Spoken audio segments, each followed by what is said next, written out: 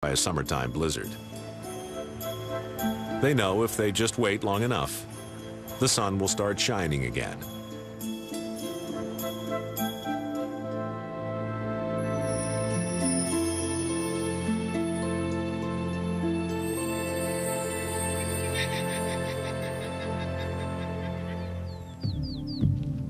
On a nearby hillside, a puma surveys the scene. Guanacos are a primary food source. This mother puma needs to kill about 1 guanaco a week to feed herself and her 4 cubs. She has one brief summer to teach the cubs how to hunt. By next spring, they'll be on their own.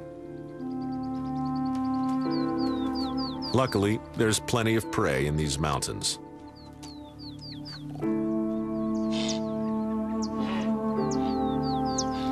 There's also a year-round supply of fresh water. If the cubs learn their lessons well, they just might survive. And if they survive, the males will go off and lead a solitary life. Their only contact with other pumas will be to mate.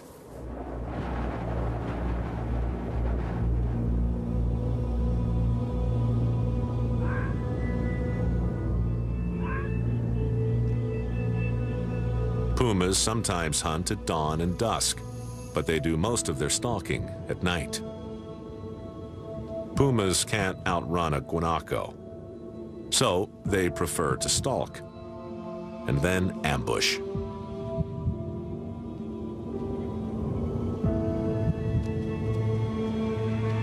A puma can leap 30 feet from a crouch and strike its target with force. So the trick is to get within range without being detected.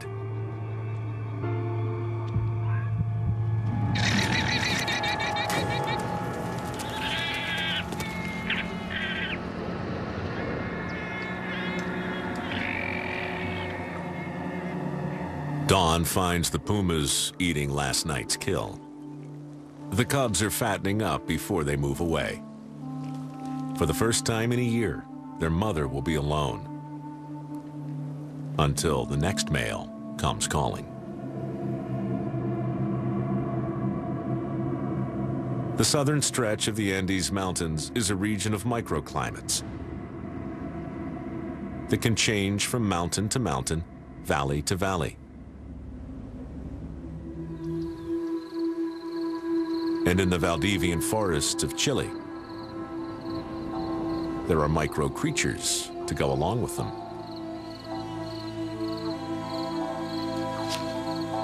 The pudu is the world's smallest deer. No one knows why they're so tiny.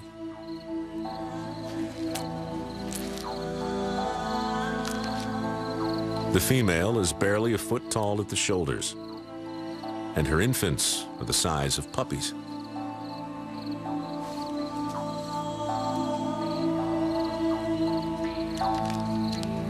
At their size, they're no match for predators like the puma. And they'd even have problems with another miniature, the cod cat. The cod is the smallest wild cat in all the Americas, and the young pudu would be a feast for it.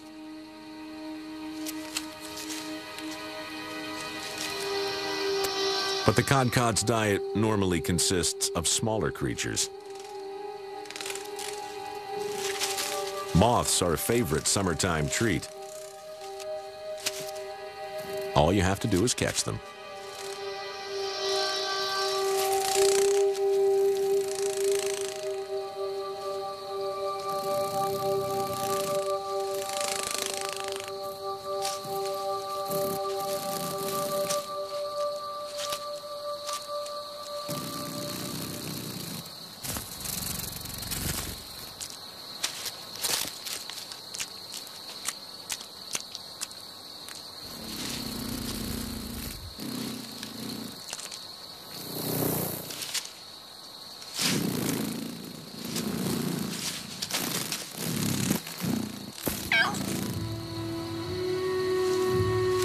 Like most places on planet Earth, the fight for survival in this strange land of miniatures takes place between different species.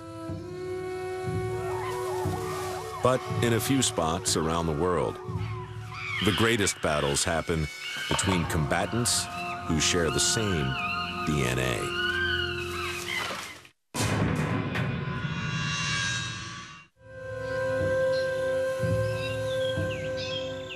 In the jungles of Uganda, a battle is going on that humans might recognize from their own affairs. A turf war. And it involves our closest living relatives in the animal world.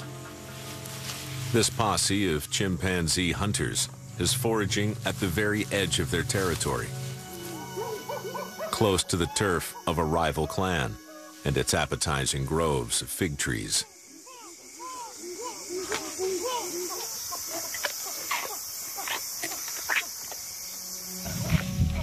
They're planning a raid to terrify the enemy and drive them away.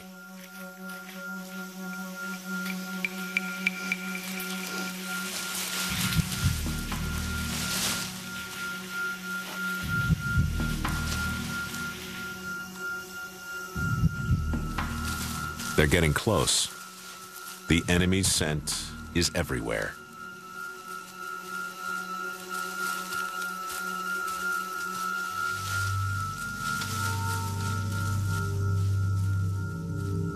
Surprise is everything.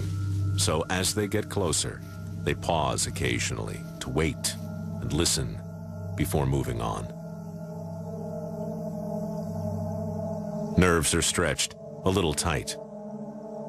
Most of these chimps have experienced battles. They know what can happen in a fight. An enemy call catches their attention. They still don't know how large a group they're facing.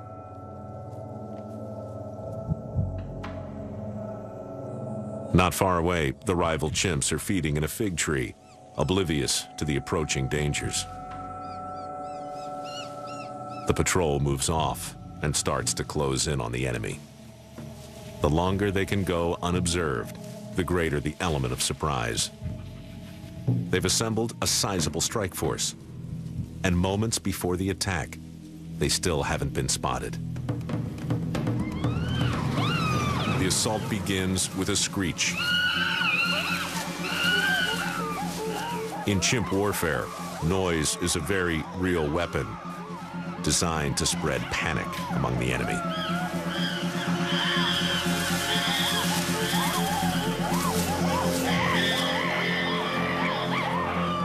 An enemy female tries a treetop escape.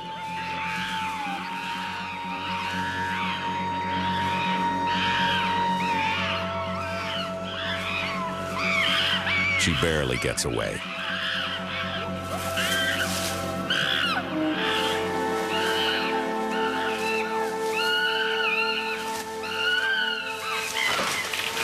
The enemy retreats. The battle is over. For the moment, this piece of jungle is theirs. This victory brings with it a special kind of spoils. An enemy youngster has been caught and killed. The triumphant chimps eat the carcass. No one is exactly sure why they do this. It may be simply a chance for some extra protein, or a way to strengthen bonds between the males.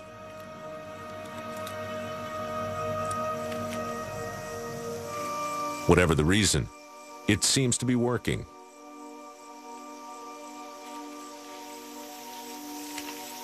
As a species, chimpanzees have remained virtually unchanged for 7 million years because they're successful at pursuing a common goal. In this case, a little more land, a few more trees, and one less rival to share them with.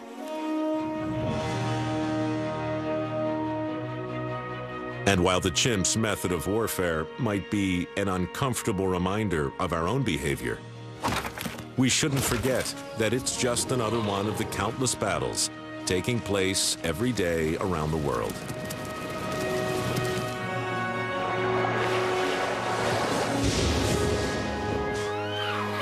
Whether it's in the jungles or the mountains, across the plains or in the seas, the fight for survival never ceases here on planet Earth.